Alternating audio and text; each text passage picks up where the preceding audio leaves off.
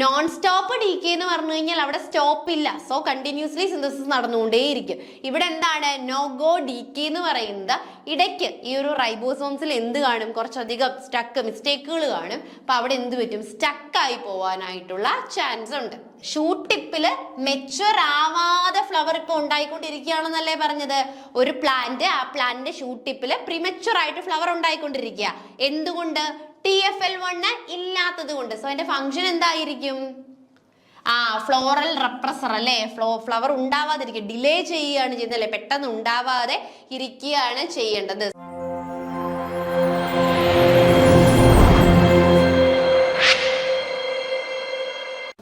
Hello all, എല്ലാവർക്കും i+ന്റെ പുതിയൊരു ക്ലാസ്സിലേക്ക് സ്വാഗതം. അപ്പം നമുക്ക് നെക്സ്റ്റ് ക്വസ്റ്റ്യനിലേക്ക് പോകാം. Identify the correct statement linked to mRNA surveillance mechanism.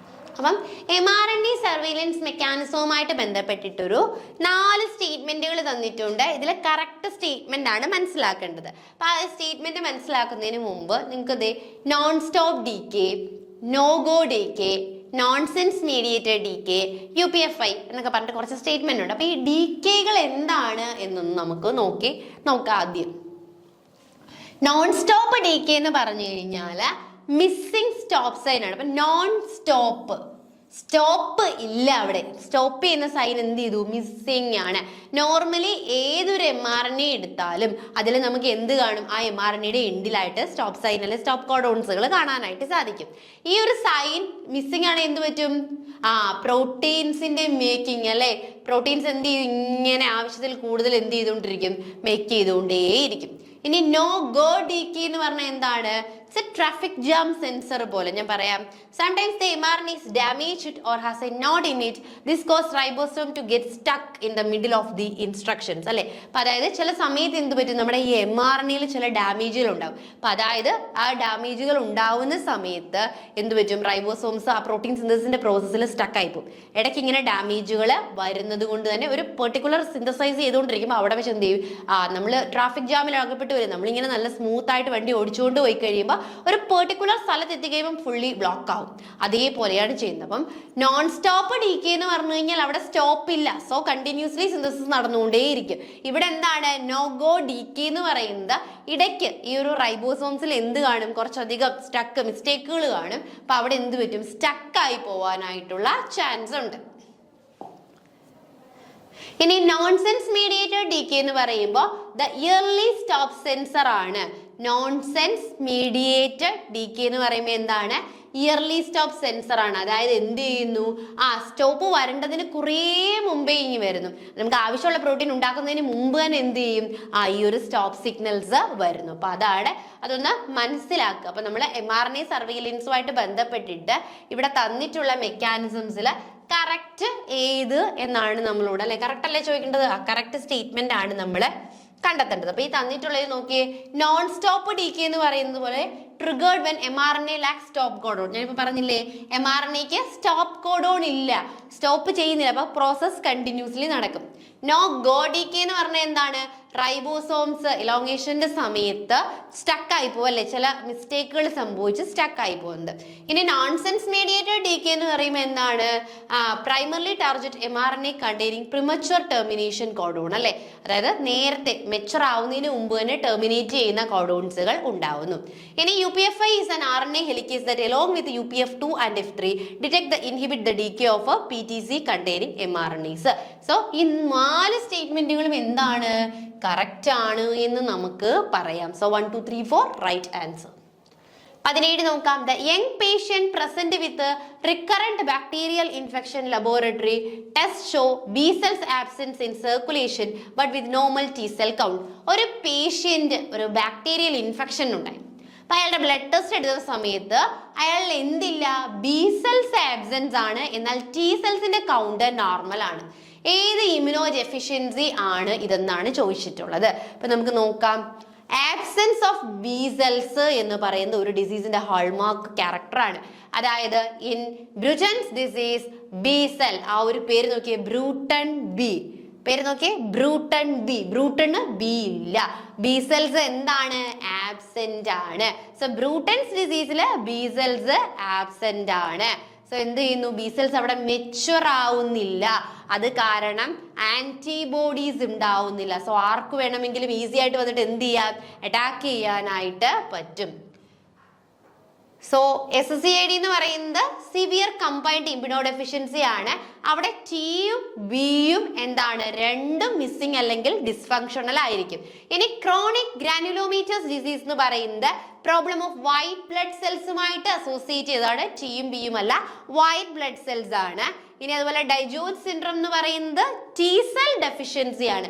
തൈമസിലെ T സെൽസിന്റെ മാത്രം ഡെഫിഷ്യൻസിയാണ്. ഇപ്പൊ SCID-യിൽ ടിയും ഇല്ല ബിയും ഇല്ല. ക്രോണിക് ഗ്രാനുലോമേറ്റസ് എന്ന് പറയുന്നത് വൈറ്റ് ബ്ലഡ് സെൽസുമായിട്ട് ബന്ധപ്പെട്ടിട്ടുള്ള ഡിസീസ് ആണ്.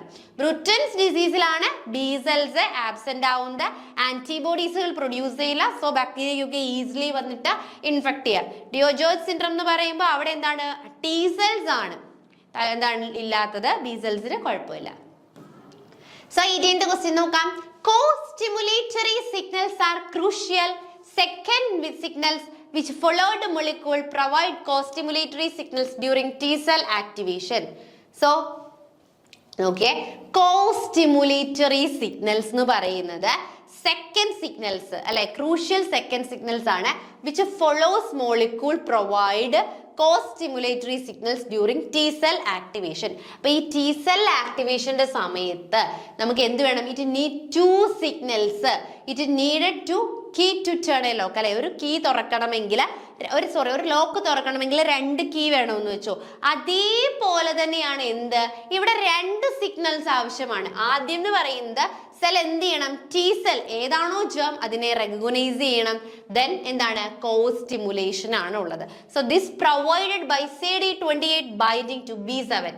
Without these second signals, the T cells not wake up to fight infection. But T cells activate ആവണമെങ്കിൽ അതിന് രണ്ട് ടൈപ്പ് ഓഫ് സിഗ്നൽസ് ഇടണം. ആദ്യം T cells ജേമിനെ ഐഡന്റിഫൈ ചെയ്യണം. സോ CD28 എന്നിട്ട് T cellsനെ ബൈൻഡ് ചെയ്യണം. അതിനുശേഷം B7-ുമായിട്ട് ബൈൻഡ് ചെയ്യണം. എങ്കിലും മാത്രമേ എന്ത് നടക്കൂ, അവിടെ T cellsന്റെ ആക്ടിവേഷൻസ് നടക്കുകയുള്ളൂ. സോ 19ാമത്തെ ക്വസ്റ്റ്യൻ നോക്കാം. Certain nutrient deficiency അല്ലെ, ഇതൊരു ഷുവർ ഷോർട്ട് ക്വസ്റ്റ്യൻ ആണ്. ന്യൂട്രിയൻസും ഡെഫിഷ്യൻസിയും ഒരു ഷുവർ ഷോർട്ട് ക്വസ്റ്റ്യൻ ആണ്. ഇത് ഒരു 2025 ഫെബ്രുവരിയിലാണെന്ന് തോന്നുന്നു. ആ ഒരു ടൈമിൽ അടുപ്പിച്ച് 3ഓളം ക്വസ്റ്റ്യൻസുകൾ ചോദിച്ചിട്ടുണ്ട്. അതേപോലെ തന്നെയാണ് ഈ ഒരു ഭാഗം, വളരെ ഇമ്പോർട്ടൻ്റ് ആണ്, നമ്മൾ പഠിക്കുമ്പോൾ എപ്പോഴും ശ്രദ്ധിക്കണം. സോ നോക്കാം. Certain nutrient deficiency appear first in either young or old leaves അല്ലെ. ഈ ന്യൂട്രിയൻസിന്റെ മൊബിലിറ്റിനെ ബേസ് ചെയ്തുകൊണ്ട് ചിലപ്പോൾ എന്ത് ചെയ്യും, അതിന്റെ ഡെഫിഷ്യൻസി ഒന്നെങ്കിൽ ഓൾഡർ ലീവ്സിലായിരിക്കും കാണിക്കുന്നത്, അല്ലെങ്കിൽ യങ്ങർ ലീവ്സിലായിരിക്കും എന്ത് ചെയ്യുന്നത്, ഈ ഒരു മൊബിലിറ്റി കാണിക്കുന്നത്. So which of the following statement is true അല്ലെ, ഇതുമായി ബന്ധപ്പെട്ടിട്ട് ഏത് സ്റ്റേറ്റ്മെന്റ് ആണ് ട്രൂ എന്നാണ് ചോദിച്ചിട്ടുള്ളത്. Boron deficiency affect growing point and reproductive tissues. Boron deficiency എന്ത് ചെയ്യുന്നു, ഗ്രോയിങ് പോയിന്റ്സിനെയും റീപ്രൊഡക്റ്റീവ് ടിഷ്യൂസിനെ അഫക്റ്റ് ചെയ്യുന്നു. അയൺ ഡെഫിഷ്യൻസി ആദ്യം ഓൾഡർ ലീവ്സിലാണ് ഫസ്റ്റ് കാണുന്നത്. സൾഫർ ഡെഫിഷ്യൻസി യങ്ങർ ലീവ്സിലാണ് ആദ്യം കാണുന്നത്. മാഗ്നീഷ്യം ഡെഫിഷ്യൻസി ഓൾഡർ ലീവ്സിലാണ് കാണുന്നതെന്നാണ് പറഞ്ഞിട്ടുള്ളത്. സോ ഏതാണ് കറക്റ്റ് സ്റ്റേറ്റ്മെന്റുകളാണ് നമുക്ക് കണ്ടെത്തേണ്ടത്. സോ സ്റ്റേറ്റ്മെന്റ് 1 ട്രൂ ആണ്. ബോറോൺ എന്ന് പറയുന്നത് ഇമ്മൊബൈൽ ആണ്, മൊബൈൽ അല്ല, ഇമ്മൊബൈൽ ആണ്. സോ ഡെഫിഷ്യൻസി എപ്പോഴും എവിടെയായിരിക്കും, ന്യൂ പുതിയതായിട്ടുണ്ടാവുന്ന ഗ്രോയിങ് പോയിന്റുകളിലാണ് എന്തുണ്ടാവുന്നത്, നമ്മുടെ ബോറോണിന്റെ ഡെഫിഷ്യൻസി ഉണ്ടാകും. ബോറോൺ മൊബൈൽ അല്ല. സോ അതെന്തായിരിക്കും, ഓൾഡർ പാർട്ടിലൊക്കെ കാണും, പുതിയതായിട്ടുണ്ടാവുന്ന ഭാഗങ്ങളിലായിരിക്കും ഈ ഒരു ഡെഫിഷ്യൻസി ഉണ്ടാവുന്നത്. സ്റ്റേറ്റ്മെന്റ് 2 നോക്കിയേ. അയൺ ഈസ് ഇമ്മൊബൈൽ അല്ലെ, അയൺ എന്ന് പറയുന്നത് എന്താണ്, ഇമ്മൊബൈൽ ആണ്. സോ ഓൾഡർ വണ്ണിലല്ല, അതും യങ്ങർ പ്ലാന്റ്സിലായിരിക്കും അയൺ ഡെഫിഷ്യൻസിയും ആദ്യം വിസിബിൾ ആവുന്നത്. സ്റ്റേറ്റ്മെന്റ് 3 എടുക്കുകയാണെങ്കിൽ സൾഫറും ഇമ്മൊബൈൽ ആണ്, അതുകൊണ്ട് തന്നെ യങ്ങർ ലീഫിൽ ഫസ്റ്റ് അപ്പിയർ ചെയ്യും. ഇമ്മൊബൈൽ ആണെങ്കിൽ യങ്ങർ ലീഫിലായിരിക്കും ആദ്യം അപ്പിയർ ചെയ്യുന്നത്, മൊബൈൽ ആണെങ്കിൽ ഓൾഡർ ലീവ്സിലും. സോ മാഗ്നീഷ്യം മൊബൈൽ ആണ്, അതുകൊണ്ട് തന്നെ എന്ത് ചെയ്യുന്നു, ഓൾഡർ ലീവ്സ് അല്ലേ, ഈ plant moves it from old leaves to new leaves. So old leaves ആയിരിക്കും ആദ്യം സഫർ ചെയ്യുന്നത്. അപ്പം മൊബൈൽ ഇമ്മൊബൈൽ ആണ് എങ്കിൽ എന്തായിരിക്കും, ഓൾഡർ ലീഫ് അല്ല യങ്ങർ ലീഫ് ആയിരിക്കും. മൊബൈൽ ആണെങ്കിൽ ഓൾഡർ ലീവ്സ് ആയിരിക്കും ഫസ്റ്റ് സഫർ ചെയ്യുന്നത്. അപ്പൊ നമ്മുടെ കറക്റ്റ് സ്റ്റേറ്റ്മെന്റുകൾ ഏതൊക്കെയാണ്? 1ഉം 3ഉം 4ഉം ആണ് സ്റ്റേറ്റ്മെന്റ്. രണ്ടാമത്തെ ടെസ്റ്റ് എന്ന് പറയുന്നത് ഏതാണ്? ഓൾഡർ ലീവ്സ് അല്ല. അയൺ ഡെഫിഷ്യൻസി ആദ്യം കാണിക്കുന്നത് യങ്ങർ ലീവ്സ് തന്നെയാണ്. സോ 20ാമത്തെ ക്വസ്റ്റ്യൻ നോക്കാം. Identify the true statement about hydrogen uptake genes and their functions. അപ്പൊ എന്താണ്? ഹൈഡ്രജനെ അപ്ടേക്ക് ചെയ്യാനായിട്ട് സർട്ടൺ ജീനുകൾ ഉണ്ടല്ലേ, ആ ജീനുകളും അവയുടെ ഫങ്ഷനുകളും കണ്ടെത്താനാണ് അടുത്ത ക്വസ്റ്റ്യൻ. ഹൈഡ്രജനെ അപ്ടേക്ക് ചെയ്യുന്ന ജീനുകളും അവയുടെ ഫങ്ഷൻസുകളും കണ്ടെത്താനാണ് അടുത്തത്. സോ HUPS, HUPL അങ്ങനെ കുറേ ജീനുകൾ കൊടുത്തിട്ടുണ്ട് അല്ലെ. Some bacterias use hub gene to അല്ലെ. ചില ബാക്ടീരിയാസിന് എന്ത് വേണം? ഈ ഒരു ഹബ് ജീൻ, ഹൈഡ്രജനെ അക്യുമുലേറ്റ് ചെയ്യാൻ അല്ലെങ്കിൽ ഹൈഡ്രജനെ ഈറ്റ് ചെയ്യാൻ വേണ്ടിയിട്ട് ഈ ജീനുകൾ ആവശ്യമാണ്. So some genes build the mouth of the enzyme, some handle electricity and some help gather necessary metals like nickels അല്ലെ. അപ്പൊ അതിൽ ചില ജീനുകൾ എൻസൈംസിനെ മൗത്ത് ആയിട്ട് ആക്ട് ചെയ്യും, സം ഇലക്ട്രോൺസിനെ പാസ് ചെയ്യാനായിട്ട് ആക്ട് ചെയ്യും, അതുപോലെ തന്നെ സം എന്ത് ചെയ്യുന്നു? നിക്കല് പോലുള്ളവയെ അബ്സോർബ് ചെയ്യാനായിട്ട് ആക്ട് ചെയ്തു. സോ ഈ പറഞ്ഞിട്ടുള്ള 3 സ്റ്റേറ്റ്മെന്റുകളും എന്താണ്? കറക്റ്റ് ആണ്. ഹബ് എസും ഹബ് എല്ലും എന്ത് ചെയ്യുന്നു? നമ്മുടെ encode small and large subunit of nif hydrogenase എൻസൈംസിന്റെ സ്മോൾ ലാർജർ സബ് യൂണിറ്റ് ഉണ്ടാക്കാൻ സഹായിക്കുന്നു. ഹബ് എക്സ് എന്ന് പറയുന്നത് ഇലക്ട്രോൺ ട്രാൻസ്ഫറിനാണ് സഹായിക്കുന്നത്. Hup D, hup E, hup F എന്ന് പറയുന്നത് എന്താണ്? ആക്സസറി പ്രോട്ടീൻ ഫോർ മെച്ചുറേഷനും നിക്കൽ ഇൻകോർപ്പറേഷനും ആണ്. അപ്പൊ ഇത് 3ഉം എന്താണ്? ശരിയായിട്ടുള്ള കാര്യമാണ്. സോ 21ാമത്തെ ക്വസ്റ്റ്യൻ നോക്കാം. Which of the following enzyme requires both molybdenum cofactor and FAD for its activity? ഈ പറഞ്ഞിട്ടുള്ളതിൽ ഏത് എൻസൈംസിനാണ് മോളിബ്ഡിനം കോഫാക്ടറും അതേപോലെ തന്നെ FAD ആവശ്യമായിട്ടുള്ളത്?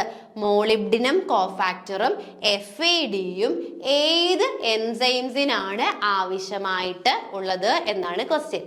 നോക്കാം. നൈട്രേറ്റ് റിഡക്ടേസ് എന്ന് പറയുന്ന എൻസൈം അത് എന്ത് ചെയ്യുന്നു? നൈട്രേറ്റിനെ, പ്ലാന്റില് നൈട്രേറ്റിനെ നൈട്രൈറ്റ് ആക്കി മാറ്റുവാനായിട്ടാണ് ആര് സഹായിക്കുന്നത്? നൈട്രൈറ്റ്. നമുക്ക് നമ്മുടെ പേരിനകത്ത് തന്നെ ഉണ്ട് നൈട്രേറ്റ് റിഡക്ടേസ്. സോ നൈട്രേറ്റിനെ നൈട്രൈറ്റ് ആക്കാൻ സഹായിക്കുന്ന എൻസൈമാണ് നൈട്രേറ്റ് റിഡക്ടേസ്.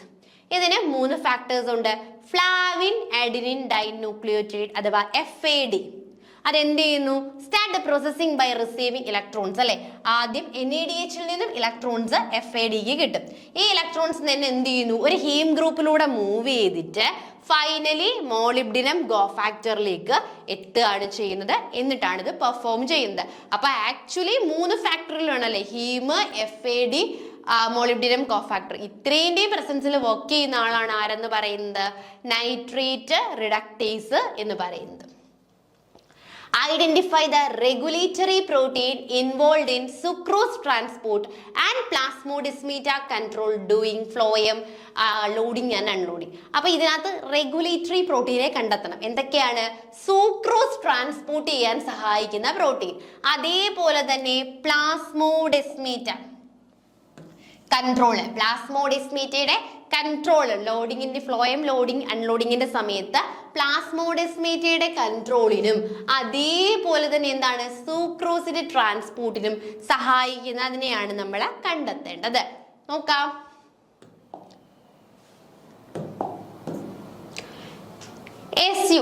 SUTS അഥവാ sucrose transporters എന്ന് പറയുന്നത് it's act like a pump or gate. They help move sucrose across cell membrane, especially when the plant need to push sugar into the phloem. അല്ലേ? അതായത് SUTS എന്ന് പറയുമ്പോൾ എൻ്റെ full ഫോമിൽ തന്നെ ഉണ്ട് പേര്, സുക്രോസ് ട്രാൻസ്പോർട്ടേഴ്സ്. എപ്പോഴാണോ സെല്ലിന് സുക്രോസിനെ വേണ്ടത് അപ്പം സുക്രോസിന്റെ ട്രാൻസ്പോർട്ടിനെ സഹായിക്കുന്നു. ഇനി സ്വീറ്റ്സ് ഉണ്ട്. Sugar will eventually B exported transported. The another type of sugar transporter the usually facilitate the leakage or exit. സെല്ലിൽ നിന്ന് പുറത്തേക്കുള്ള അല്ലേ നമ്മൾ എന്താണ് ഇവിടെ എക്സ്പോർട്ട് ചെയ്യുകയാണ് ചെയ്യുന്നത്. സെല്ലിനുള്ളിൽ നിന്നും വേണ്ടാത്തതിനെ നമ്മൾ എന്ത് ചെയ്യാണ്? എക്സ്പോർട്ട് ചെയ്ത് കളയുന്ന ആളാണ് നമ്മുടെ സ്വീറ്റ്സ് എന്ന് പറയുന്നത്. കാലോസ് സിന്തേസ് എന്ന് പറയുന്നത് റെസ്പോൺസിബിൾ ഫോർ മേക്കിംഗ് കാലോസ് ആണ്, a carbohydrate that plug up plasmodesmata, a tiny tunnel connecting plant cells. By increasing or decreasing callose, the plant can open or close these tunnels. അല്ലേ? അപ്പോൾ ഈ പ്ലാസ്മോഡെസ്മേറ്റയുമായി associate ചെയ്തിട്ടുള്ളതാണ് ഏത്? കാലോസിന്തേസ് എന്ന് പറയുന്നത്. സോ പ്ലാസ്മോഡെസ്മേറ്റയുമായി അസോസിയേറ്റ് ചെയ്ത് കാലോസിന്തേസും ഷുഗറിനെ സെൽസിനുള്ളിലേക്ക് transport ചെയ്യാൻ എസ്യുവേറ്റേഴ്സും ഷുഗറിനെ സൂക്രോസിനെ എക്സ്പോർട്ട് ചെയ്യാനായിട്ട് എന്താണ് സ്വീറ്റ്സും ഉണ്ട്. സോ ഇത് മൂന്നും എന്ത് ചെയ്യാണ്, ഇതായിട്ട് അസോസിയേറ്റ് ചെയ്തിട്ടുള്ളതാണ്. സോ അഗെയിൻ ഒരു മാച്ച് ദ ഫോളോയിങ്ങിലേക്ക് നമുക്ക് പോകാം. അപ്പോൾ നെക്സ്റ്റ് മാച്ച് ദ ഫോളോയിങ് ആണ്. ഇൻഹിബിറ്റർ, അതുപോലെ തന്നെ വളരെ ഇമ്പോർട്ടൻ്റ് ആയിട്ടുള്ള ഒരു ഏരിയ ആണ് ഈ ഒരു ഇൻഹിബിറ്റർ എന്ന് പറയുന്നത്. നിങ്ങൾ റീസെന്റ് ട്രെൻഡ്സിൽ ഭയങ്കരമായിട്ട് ചോദിക്കുന്ന ഒരു ഭാഗമാണ് ഇൻഹിബിറ്റേഴ്സ്. സോ ഇൻഹിബിറ്റേഴ്സ് എന്ത് ചെയ്യുക, ശ്രദ്ധിക്കുക. സോ നോക്കിയേ, ഫസ്റ്റ് ഇൻഹിബിറ്റേഴ്സ് ആണ് എന്തെന്ന് പറയുന്നത്, റോട്ടിനോൺ എന്ന് പറയുന്നത്. എപ്പോഴും ചോദിക്കുന്നതാണ് റോട്ടിനോൺ എന്ന് പറയുന്നത്. റോട്ടിനോൺ നിങ്ങൾ ശ്രദ്ധിക്കുക, കോംപ്ലക്സ് 1. റോട്ടിനോൺ എന്ന് പറയുന്നത് എന്താണ്, കോംപ്ലക്സ് 1ന്റെ ഇൻഹിബിറ്റർ ആണ്. അതായത് ഇലക്ട്രോൺസ് എന്ത് ചെയ്യുന്നു, NADH-ൽ നിന്നും ഇലക്ട്രോൺസ് NADH ടു യുബിക്വിനോട്ട് പാസ് ചെയ്യാതെ വിടുന്ന ആളാണ്. ഇത് കോംപ്ലക്സ് 1ലെ ഇൻഹിബിറ്റർ ആണ് റോട്ടിനോൺ എന്ന് പറയുന്നത്. ഇനി ആന്റിമൈസിൻ ആണെങ്കിലോ കോംപ്ലക്സ് 3ലെ ആണ്. ആന്റിമൈസിൻ എന്ന് പറയുന്നത് കോംപ്ലക്സ് 3ലെ ആണ്. അത് എന്ത് ചെയ്യുന്നു,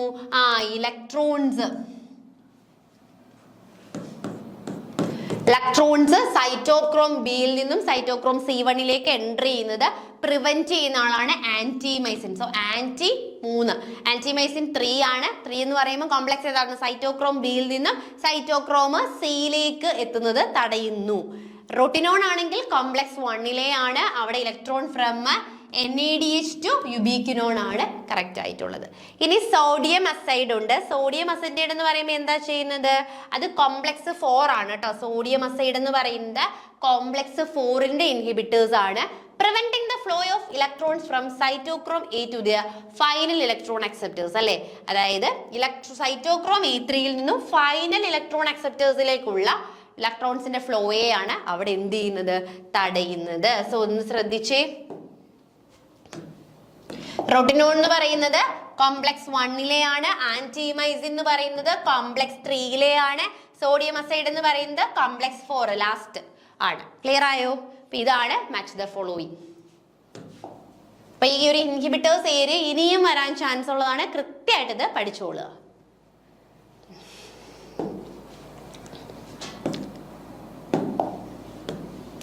ഇരുപത്തിനാലാമത്തെ ക്വസ്റ്റ്യനിലേക്ക് പോവാം. A mutant plant lacking TFL1. ഒരു മ്യൂട്ടന്റ് പ്ലാന്റിനെ നമ്മൾ ക്രിയേറ്റ് ചെയ്തു. ഈ പ്ലാന്റിൽ TFL1 എന്ന് പറയുന്ന ജീൻ എന്ത് ചെയ്തു, ലാക്കിംഗ് ആണ്. Produce flowers prematurely at the shoot tip.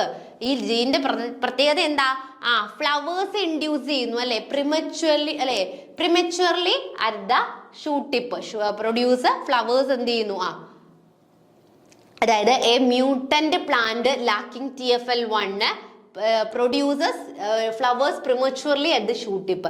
ഷൂട്ടിന്റെ ടിപ്പിൽ ഫ്ലവേഴ്സ് എന്ത് ചെയ്യുന്നു, പ്രിമച്വർലി എന്ത് ചെയ്തുകൊണ്ടിരിക്കുകയാണ്, പ്രൊഡ്യൂസ് ചെയ്യുകയാണ്.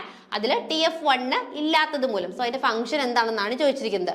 Floral meristem identity, signalling to induce flowering, floral repressor or delaying. Shoot ടിപ്പില് മെച്വർ ആവാതെ ഫ്ലവർ ഇപ്പൊ ഉണ്ടായിക്കൊണ്ടിരിക്കുകയാണെന്നല്ലേ പറഞ്ഞത്. ഒരു പ്ലാന്റ്, ആ പ്ലാന്റിന്റെ ഷൂട്ട് ടിപ്പില് പ്രിമച്വർ ആയിട്ട് ഫ്ലവർ ഉണ്ടായിക്കൊണ്ടിരിക്കുക. എന്തുകൊണ്ട്, TFL1 ഇല്ലാത്തത് കൊണ്ട്. സോ അതിന്റെ ഫംഗ്ഷൻ എന്തായിരിക്കും, ഫ്ലോറൽ റെപ്രസർ അല്ലേ. ഫ്ലവർ ഉണ്ടാവാതിരിക്കുക, ഡിലേ ചെയ്യുകയാണ് ചെയ്യുന്നത് അല്ലെ, പെട്ടെന്ന് ഉണ്ടാവാതെ ഇരിക്കുകയാണ് ചെയ്യേണ്ടത്. സോ ഫ്ലോറൽ റെപ്രസർ അഥവാ ഡിലേയിങ് ഫ്ലവർ ആണ്. അപ്പൊ നമ്മൾ ഈ TFL1 കുറിച്ച് നിങ്ങൾ കേട്ടിട്ടുണ്ടായിരിക്കും. TFL1 മിസ്സിംഗ് ആണെങ്കിൽ അതിൽ വളരെ പെട്ടെന്ന് എന്ത് ചെയ്യും, ഫ്ലവറിങ് ഇൻഡ്യൂസ് ചെയ്യും. പ്രിമച്വർ ആയിട്ട് ഫ്ലവറിങ് ഇൻഡ്യൂസ് ചെയ്യപ്പെടും.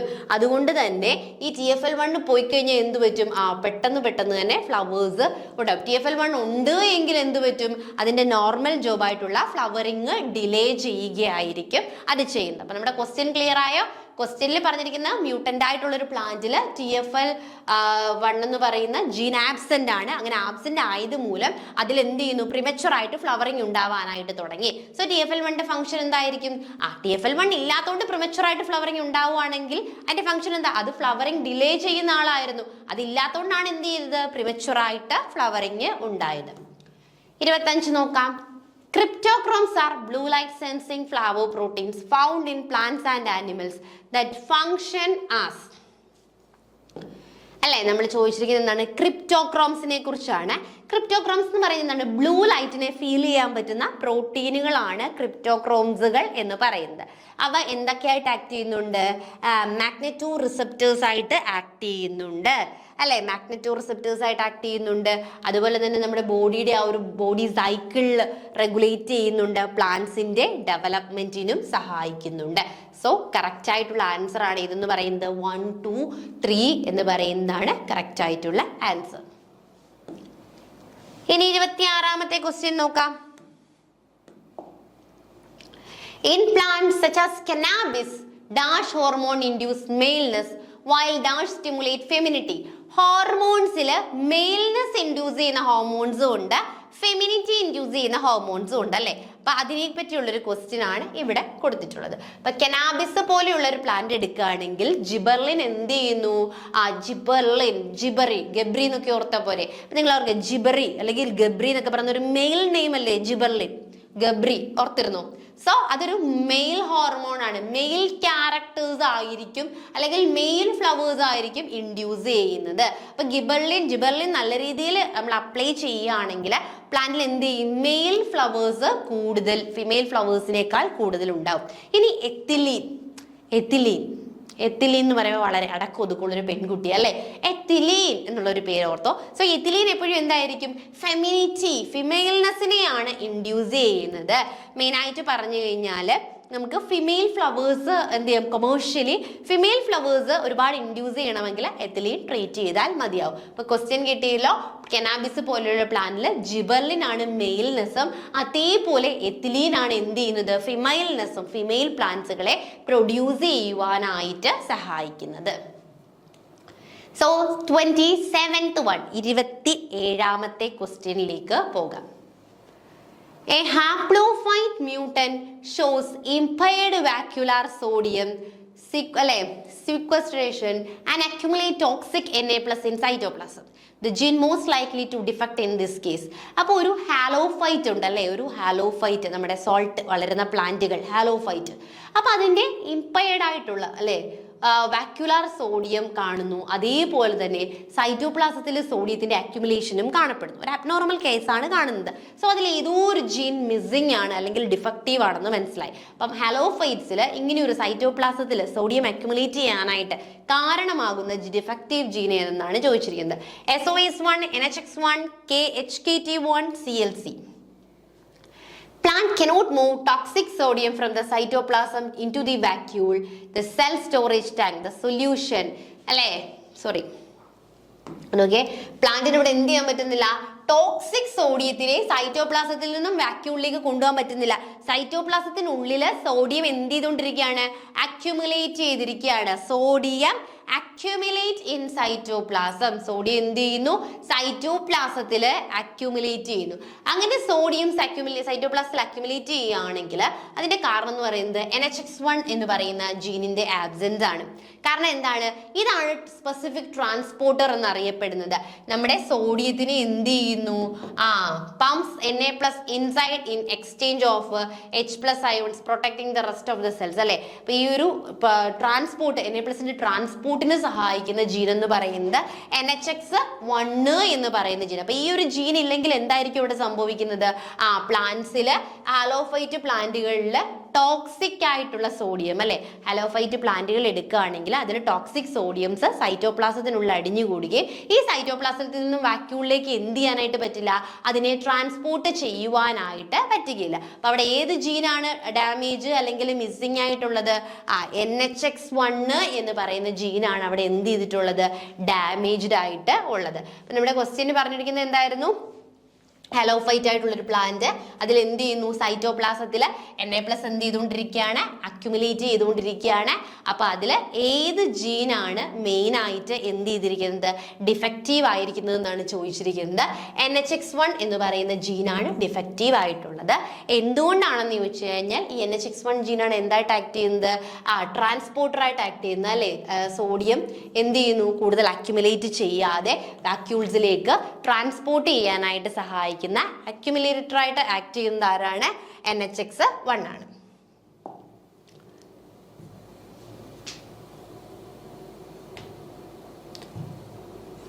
ഓക്കെ, നെക്സ്റ്റ് ക്വസ്റ്റ്യനിലേക്ക് നമുക്ക് പോകാം. A hypothetical protein consist of 153 amino acids. അപ്പം നമുക്ക് സിമ്പിൾ ആയിട്ട് പറയാം, പ്രോട്ടീൻ എന്ന് പറയുമ്പോൾ എന്താണ്, കുറേ അധികം അമിനോ ആസിഡ്സുകൾ ചേർന്നിട്ടാണ് ഉണ്ടാവുന്നത്. അപ്പോൾ ഒരു പ്രോട്ടീൻ എടുക്കുന്നു, അതിനകത്ത് ഏകദേശം 153 അമിനോ ആസിഡ്സ് എങ്ങനെ അറേഞ്ച് ചെയ്തിരിക്കുന്നു, കണ്ടിന്യൂസ് ആയിട്ട് ആൽഫ ഹെലിക്സിൽ അറേഞ്ച് ചെയ്ത് വെച്ചിട്ടുണ്ടെന്ന് വിചാരിക്കുക. Which of the following approximate the linear length of the helix.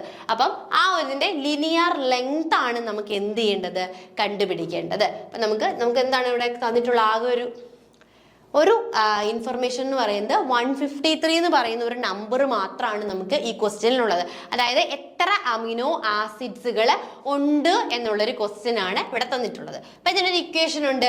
ഒരു സ്റ്റാൻഡേർഡ് ആൽഫ ഹെലിക്സ് എടുക്കുകയാണ് എങ്കിൽ അതിൽ എത്രയാണ്, 0.15 നാനോമീറ്റർ ലെങ്തിലായിരിക്കും എന്ത് ചെയ്യുന്നത്, ഓരോ അമിനോ ആസിഡും ആഡ് ചെയ്യുന്നത്. നമ്മളോട് ഇവിടെ ചോദിച്ചിരിക്കുന്നത് എത്രയാണ്, 153 ആണ് എങ്കിൽ എത്രയായിരിക്കും ലെങ്ത് എന്നാണ്. സോ എന്ത് ചെയ്യണം, ഒരെണ്ണം ആഡ് ചെയ്യാൻ ഇത്രയാണെങ്കിൽ 153 ആവുമ്പോൾ 153 × 0.15 എന്നുള്ളത് ചെയ്യുമ്പോൾ ചെയ്ത് നോക്കുകയാണെങ്കിൽ നമുക്ക് ആൻസർ എത്ര കിട്ടും, 22.95 എന്ന് കിട്ടും. ഓപ്ഷനിലേക്ക് പോയി കഴിയുമ്പോൾ 22.95 കാണാൻ പറ്റില്ല, പക്ഷെ അതിന് അപ്രോക്സിമേറ്റ് ആയിട്ട് അടുത്ത് നിൽക്കുന്ന 23 നാനോമീറ്റർ നമുക്ക് കാണാനായിട്ട് സാധിക്കും. അപ്പൊ ഈ ക്വസ്റ്റ്യൻ ഒന്നുകൂടി ഒന്ന് പറയാം. അതായത് നമ്മൾ ആൽഫ ഹെലിക്സിൽ എന്താ പറഞ്ഞിട്ടുള്ളത്, 153 അമിനോ ആസിഡ്സുകളെ അറേഞ്ച് ചെയ്ത് വെച്ചിട്ടുണ്ട്. അങ്ങനെയാണെങ്കിൽ ലീനിയർ ലെങ്ത് ഓഫ് ദ ആ ഒരു ഹെലിക്സിന്റെ ലീനിയർ ലെങ്ത് ആണ് നമ്മൾ കണ്ടെത്തേണ്ടത്. അപ്പൊ ആൽഫ ഹെലിക്സ് എന്ന് എടുത്ത് പറഞ്ഞിട്ടുള്ളത് കൊണ്ടും 153 അമിനോ ആസിഡ്സ് എന്ന് നമുക്ക് ഡേറ്റ ക്വസ്റ്റ്യനിൽ തന്നിട്ടുണ്ട്.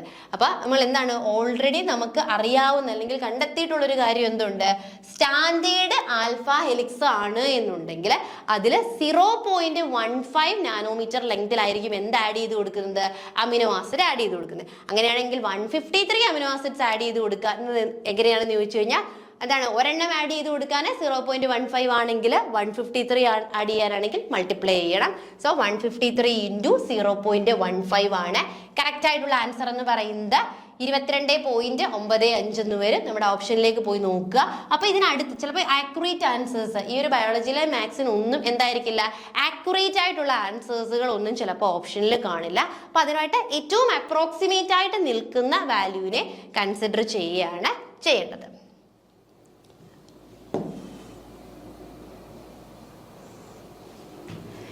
അപ്പോൾ ഇന്ന് ഡിസ്കസ് ചെയ്ത ക്വസ്റ്റ്യൻസ് എല്ലാവർക്കും മനസ്സിലായി എന്ന് വിശ്വസിക്കുന്നു. Thank you.